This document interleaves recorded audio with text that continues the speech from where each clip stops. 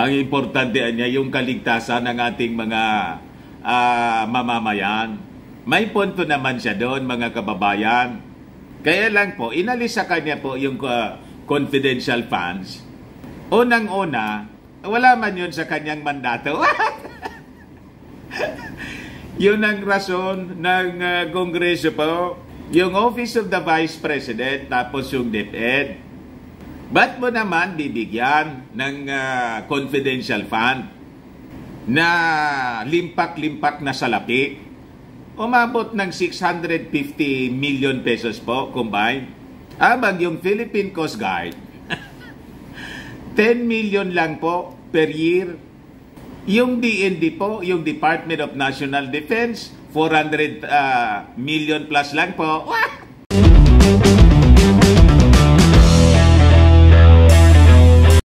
Hindi talaga po mga kababayan makamove on si Inday sa confidential funds. Bakit niya, Mr. Maravillas? Naubos na lang yung panahon ni Inday sa kakapaniwanag, kaka-justify ng kanyang confidential funds. Ayan po, mga kababayan, yung balita ngayon. Sara Duterte, no to arbitrary time frames for confidential funds. Ano niya, Mr. Maravillas, ang ibig sabihin ni Inday? Ang ibig niyang sabihin, mga kababayan, wala niyang question kung isang araw o isang taon. Walang question sa time frame, sa pagwaldas. Pag gagastos ng confidential funds, di man dapat niya tinitingnan yung time frame niyan.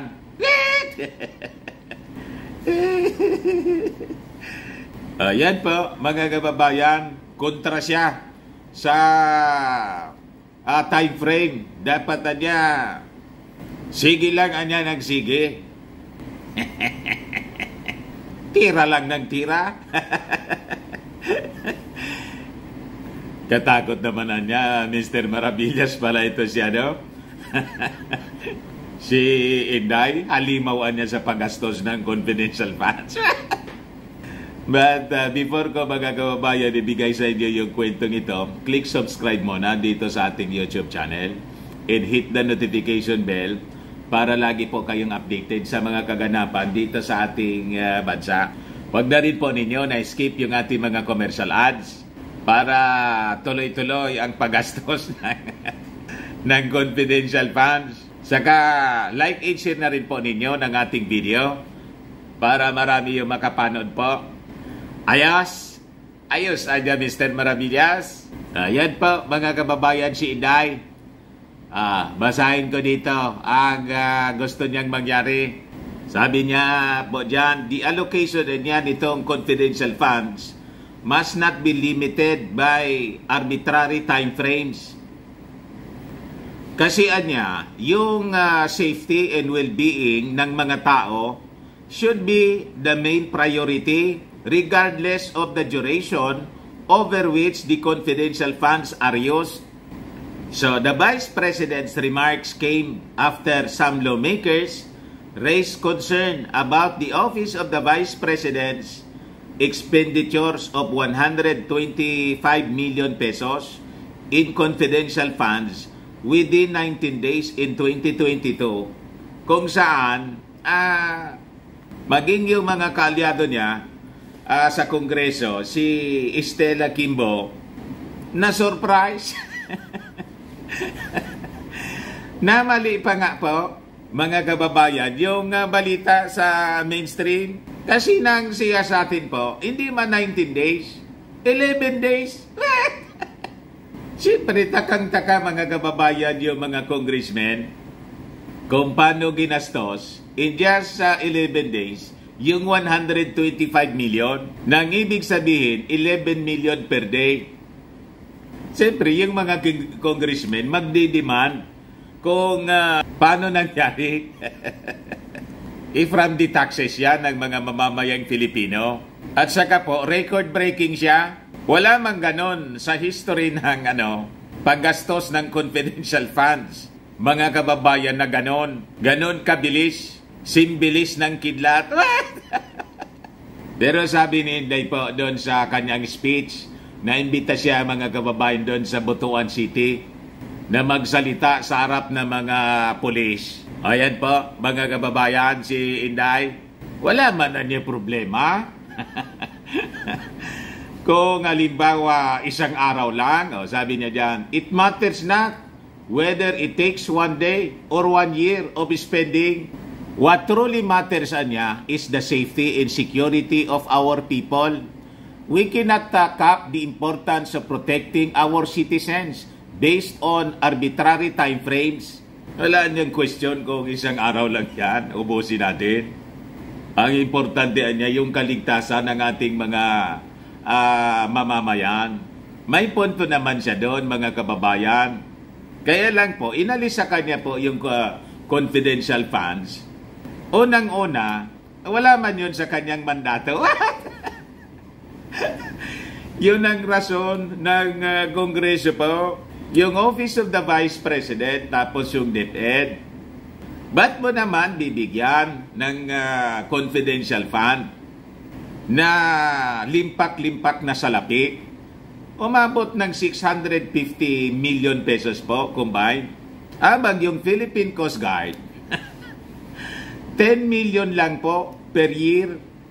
Yung DND po, yung Department of National Defense, 400 million plus lang po. Madaling sabi po, misplaced yung pagbibigay ng allocation. Kaya sabi po ni Congresswoman Garin, yan anya tuloy, maraming nakikioso. Lahat na gusto ngumingi ng confidential fund. Ayan pa, sabi ni Congresswoman Garin, ang daming nakioso, 28 government agencies seek confidential funds in 2024. Natangadan po si Inday. Nakioso, modelo po si Inday. Ayan po mga kababayan, sabi ni House Majority Leader and Iloilo Congresswoman Janet Garin that from 16 agencies niya noong 2012, there are now 28 agencies na humihingi ng confidential funds in the proposed 2024 national budget. What? You see? Nakiuso po kay Inday. Siyempre, sinong titingalain? Bakit niya kami? Ayaw ninyong bigyan? Si Inday niya nga, 650 million. Tapos ayos lang anyang gumastos ng 125 million in 11 days. Pagkatapos niya kami, wala. Gaya-gaya po, mga kababayan. Kaya sabi po ni Garin, ang daming nakioso at naabuso na rin. If we look at the historical data niya, the jump started in 2017. Sabi po ni Garin sa interview.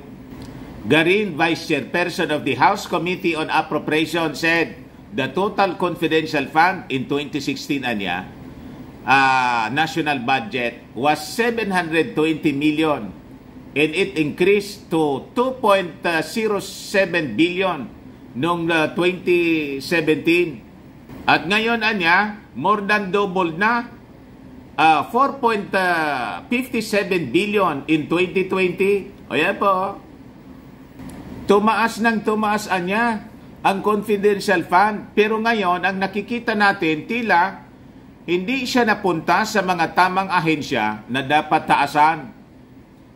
If we are talking of national security, ganoon mga kababayan, ginaya si Inday ng ibang mga agencies, mga kababayan, lahat gusto humingi. Sabi diyan, the Department of Budget and Management earlier said that the Confidential and Intelligence Fund under the proposed 2024 budget amounts to 10.14 billion po.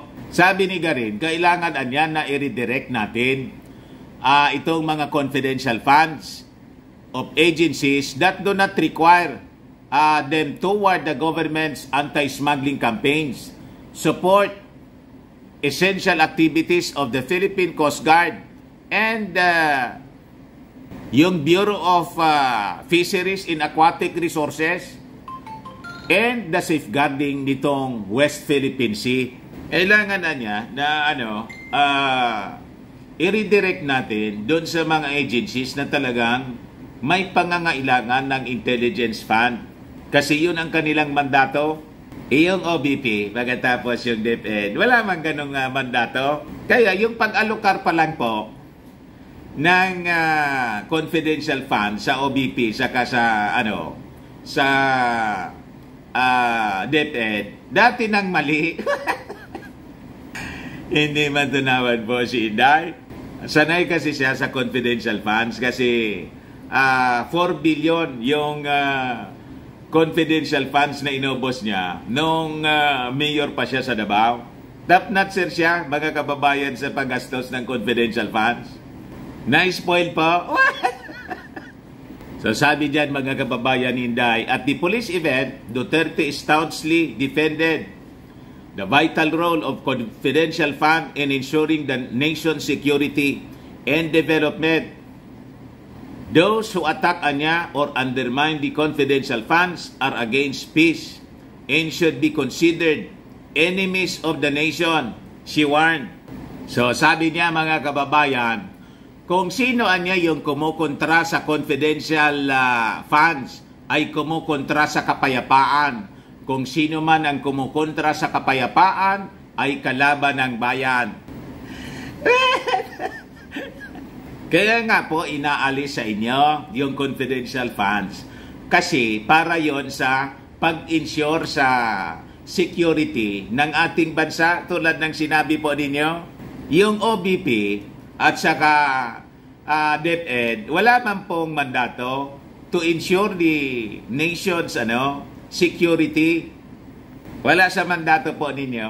Mandato yun po ng Armed Forces, ng National Defense, ng National Security Agency, ng NICA, ng Philippine Coast Guard. Kaya nga po, doon po ibibigay. Tama? Hindi sa DepEd, saka sa Office of the Vice President. Yung confidential funds po ninyo, pati tree planting ng Office of the Vice President, pinunduhan galing sa confidential funds. At yung mga binibigay-bigay sa mga tao ninyo, mga humihingi ng tulong, trabaho naman po yon ng DSWD. Duplication po yung ginagawa ninyo. Sabi niya dyan, mga kababayan, we must remain committed to providing the necessary resources for our security forces to fulfill their duties in protect our nation. Sabi po niya, ayan ayan po ang sabi niya. Kaya nga po inalis sa inyo. Ibinigay doon sa ating security forces. Kaya anong pinagmamaktol po ninyo? Di ba? Bakit niya, Mr. Maravillas? Ano yung talagang rason ni Inday? Bakit siya galit na tinanggal yung confidential funds? Yung rason niyan, mga kababayan, ganito na lang. Your guess is as good as mine. Gano'n na lang po, mga kababayan. Kaya galit si Inday. Napilayan yung mga plano. Yan kasi, napakaaga pa. Masyado kasi napaaga yung politika. Imbis magtrabaho muna. Di ba? Baga lang, mga kababayan, gusto ninyo itong itry. Firmax Firming and Lifting Cream, pinapahid po sa mga pulses in affected area. Mainam po sa paninigas na mga kaso-kasuan. Ito naman po, Automax Radiant Serum. Sa mukha naman yung application. Anti-aging po siya. Sa mukha naman po, ito, mga kababayan, anti-aging siya. You will look 10 years younger than your age. Sa mga cancer patients naman po, ito, Nensha Red Mixed Fruit Drink. Hindi man po siya gamot, food supplement siya. Kaya lang, gawa siya, mga kababayan, sa goji berry. Yung goji berry may anti-cancer properties. Ayos, yung mga inquiries ninyo, dumiretso na lang kayo sa aming messenger sa Facebook para masagot namin agad. Okay po, ako po si Dante Maravillas. Bye-bye po. God bless.